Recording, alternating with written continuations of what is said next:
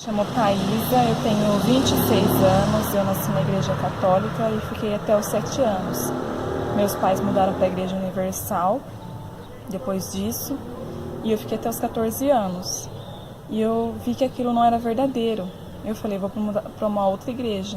E aí eu conheci a Igreja Metodista e fiquei até os 19. Porém, eu saí também. Era muito diferente do que John Wesley ensinava. E isso é muito característico do protestantismo, né? Ela vai se desfragmentando da doutrina dos seus fundadores. E eu fiquei 5 anos desigrejada, desiludida com as igrejas. Eu já buscava uma verdade, eu não sabia onde ela estava, mas eu já buscava. Isso me levou a fazer jornalismo. E para ser honesta comigo mesma, eu precisava conhecer o outro lado da história. Esse é o maior princípio, né, da formação. A verdade a qualquer custo. E eu falei, eu preciso voltar para alguma igreja séria. E aí eu voltei para a Igreja Batista, de linha reformada calvinista, que é, das opções protestantes, a mais séria, a mais culta e a que não ignora totalmente os pais da igreja. As demais, elas ignoram totalmente.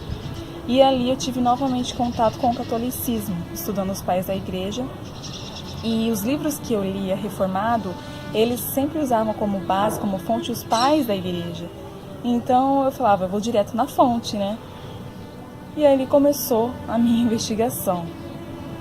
E cada vez mais parecia que o catolicismo era verdadeiro. Eu pensava, Deus usou essa igreja por 15 séculos e de repente ela se desviou, mas era a promessa do próprio Cristo que ficaria com ela até o final dos tempos. E aí depois Deus teve que levantar alguém para retomar aquilo que havia se perdido.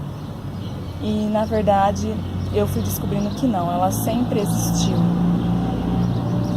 E aí eu lembro que eu li um livro sobre santidade do J.C. Ryle e da Santa Teresa d'Ávila. E eu vi assim uma diferença abismal.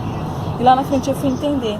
Como os protestantes são nominalistas, eles não acreditam que a pessoa pode realmente, de fato, ser regenerada e alcançar a santidade.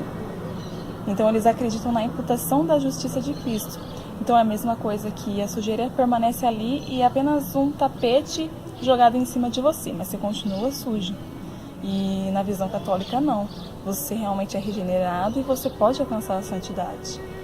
E isso se comprova pelos frutos, né? Pelos frutos a gente conhece a árvore. É só você ler a vida dos santos, os mártires, os doutores, os pais da igreja, que você vai ver que eram vidas assim, excelentes, cheias de virtudes. E isso você não acha no protestantismo.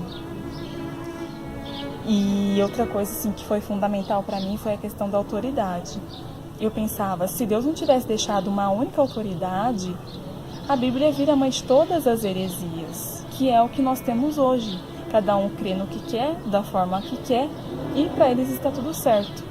É uma anarquia, é uma confusão sem fim, é como se fosse uma torre de Babel, ninguém chega à mesma conclusão.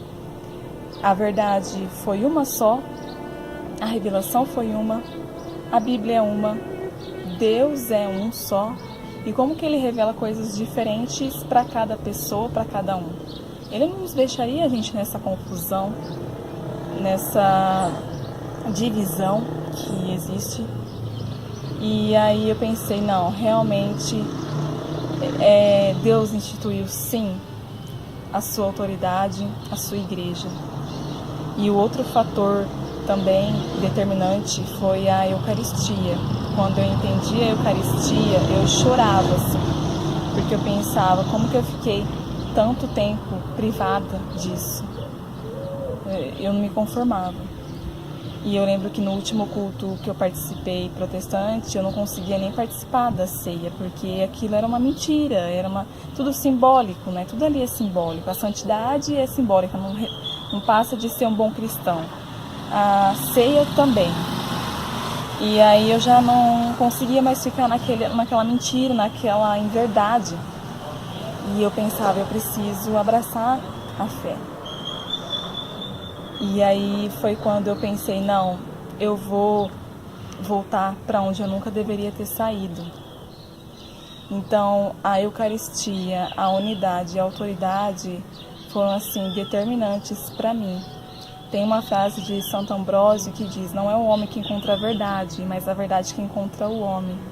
E foi justamente isso que aconteceu comigo. Eu já buscava essa verdade, eu não sabia onde ela estava, mas eu estava disposta a abraçá-la, independente do que ela fosse, de onde ela estivesse, mesmo que ela me ferisse, mesmo que ela me machucasse. E no início foi assim. Eu não queria acreditar que o catolicismo poderia ser realmente a Igreja de Cristo.